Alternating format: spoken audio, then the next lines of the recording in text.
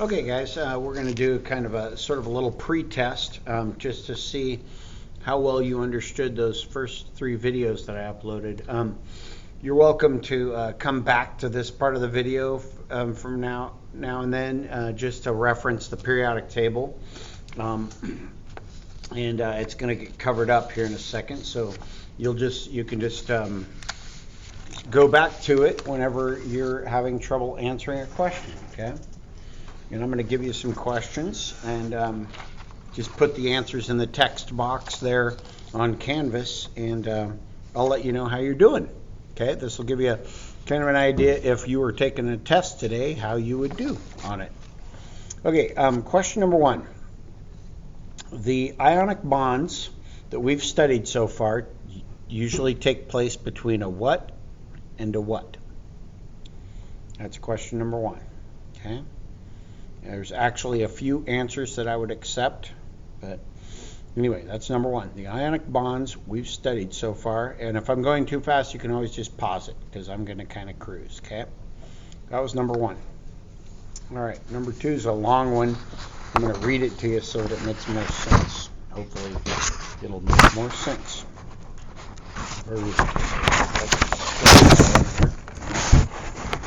Okay, there we go. Okay.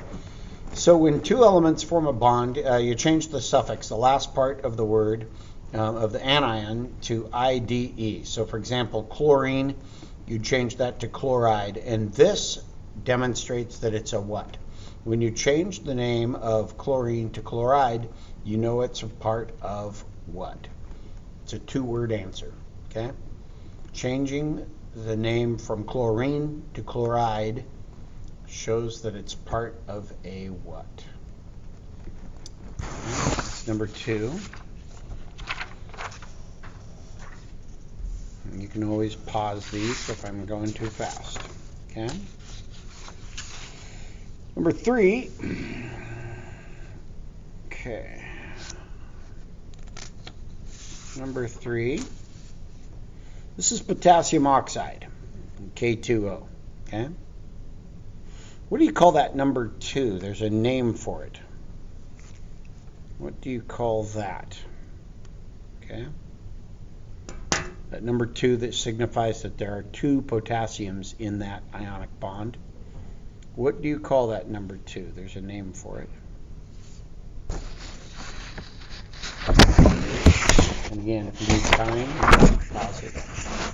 I don't care if that means you have to go back and watch the prior videos in order to get it right. That's okay. That's called studying. All right, number 4. Name these binary compounds. What would you call Li2O? What is the name for that?